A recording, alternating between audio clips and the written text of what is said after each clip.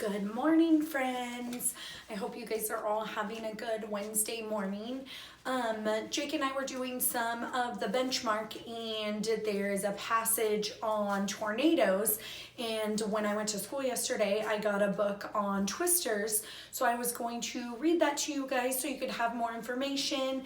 And then I'll upload some videos that you could watch about tornadoes and twisters just to give you something else to do today. So this book is called Twisters.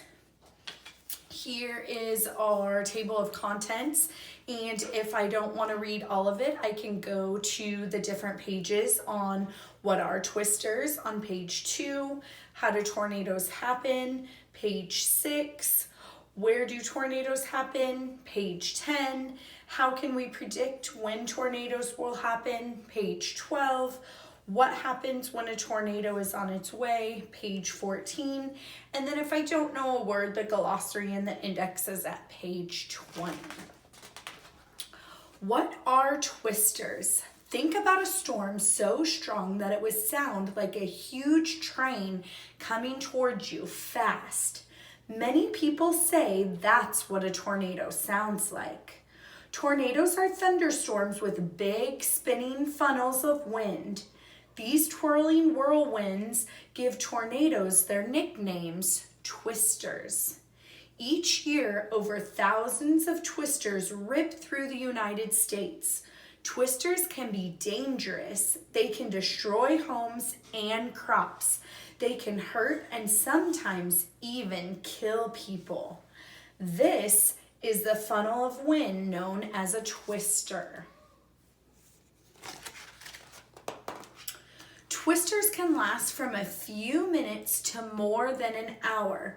Twisters are usually 400 to 500 feet wide, but the biggest twister can be a mile wide. They can travel from only a few hundred feet to more than 100 miles. And twisters are fast. They usually travel across the land at 30 to 40 miles per hour. The twisting winds spin at about 300 miles per hour. Twisters are strong too. They can pick up and carry trees and cars. Let's find out where twisters come from and how to keep safe during these violent storms. So you can see the damage from what the twister did. It said twisters can cause a lot of damage to buildings, cars, mobile homes, and trees. And this is kind of what it looks like when a twister touches down on the ground and can be very dangerous. How do tornadoes happen? Tornadoes develop in low, heavy storm clouds. Warm, moist air is at the bottom of the cloud. Cold, dry air is at the top. Sometimes the warm, moist air twists upward through the cloud. The cold, dry air moves down to take its place. This creates a funnel of swirling air. When the funnel touches the ground, it acts like a giant vacuum cleaner, sucking in things in its path. So first, the thundercloud appears in the sky. There's cold air and warm, moist air. Then the warm air breaks apart and a funnel-shaped twister appears. Finally, the twister gets longer and longer and touches the ground. Waterspouts are tornadoes that happen over water. Twisters over water have a special name. They are called waterspouts. Waterspouts are not as strong as tornadoes on land. Luckily, because there's not a lot of things around usually when it happens in the water, so there isn't as much damage. Here is an experiment where you can make a twister in a water bottle, and I'll post that picture if that's a science experiment that you guys want to try while you're at home. Where do tornadoes happen? Tornadoes happen all over the world, But the United States has more tornadoes than anywhere else. It also has the strongest twisters in the world. Twisters can happen in any state, but most of them happen in a part of the United States named Tornado Alley. Luckily, we don't live in Tornado Alley. Tornadoes are most common in the states where the land is flat. So you can see here the picture of the United States. Remember, we're over here in California. The pink area are areas where tornadoes are most common, and this white is where they call Tornado Alley, so not anywhere close to us.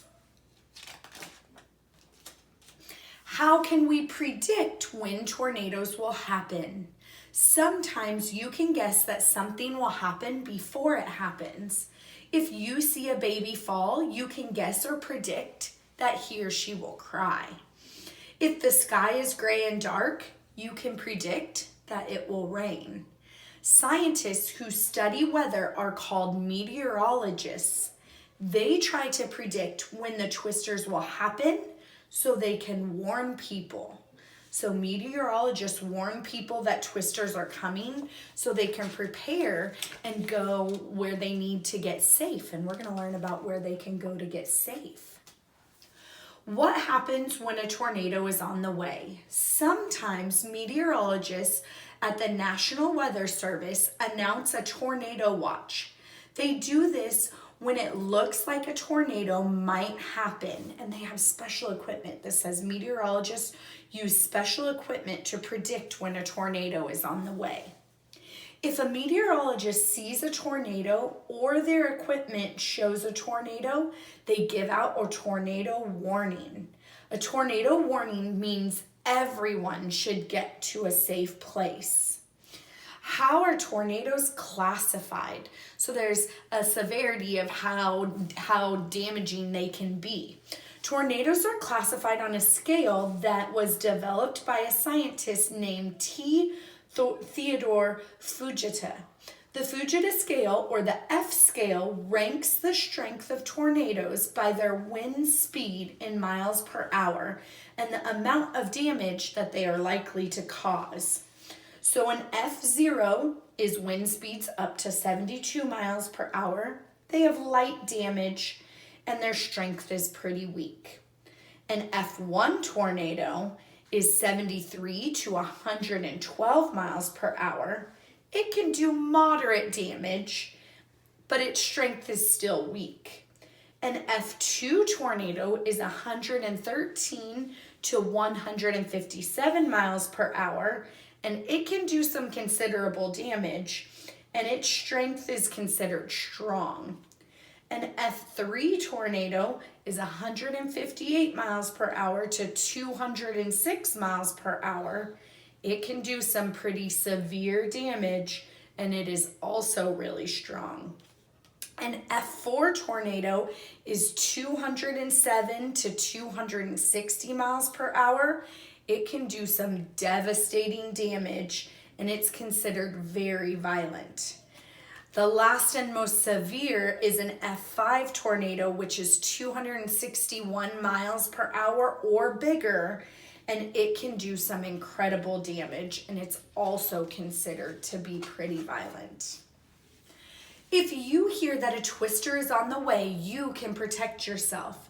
The best place to be in a tornado are inside and down low. A storm cellar or basement is the best place to wait out a tornado. A bathroom or closet is a good place if there is no cellar or basement. If you cannot get inside, lie low in a ditch or near a strong building. Protect your head and neck with your arms. Stay out of cars. You can prepare for a tornado by making a home tornado safety plan. Mark the safe places to go during a tornado, like a closet or a bathroom with no windows. Kind of like we do for an earthquake plan. If you live near where all the tornadoes are, they do tornado drills and they make safety plans for tornadoes, kind of like we do for earthquakes. Do you live in a mobile home? If you do, leave and go to a basement, storm cellar, or nearby shelter. It's dangerous to be in a mobile home during a twister. Be sure to talk to a parent, teacher, or other adult about where to go if a tornado is coming. They can tell you about safe places that will protect you from a twister. Be prepared to practice tornado safety drills at home. And this shows again how tornadoes are formed. Some of the words we heard while we were there were common, meaning a lot of something or something that happens a lot. Dangerous, which means not safe. Funnel, which is a shape or a container that's wide at the top and narrow on the bottom. A meteorologist, who is a scientist who studies weather. To predict means to guess something will happen before it happens. To protect yourself is to keep yourself safe or to hide. A tornado, a violent storm with a funnel cloud that touches the ground. A twister, which is just a nickname for a tornado. Violent, meaning wild and dangerous. And a waterspout is a twister that happens over water. If you haven't already read about the tornadoes in your benchmark book, you can also do that and find the main idea and details, and there's some other vocabulary words in there like dangerous and debris and unpredictable. So go ahead and check that out. Also, I told your parents this morning that I put a Kahoot up on our Google Classroom. If you haven't already done it, go check it out. You can do it until Friday at noon. Now, we're all kind of learning how this works to do it at home.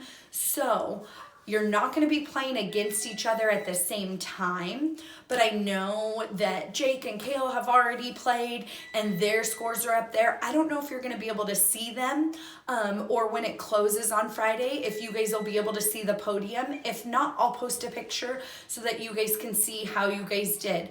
Talk to you guys later. I'll do another video reading our miraculous journey of Edward Tulane since it didn't really work yesterday. See you guys later. Bye.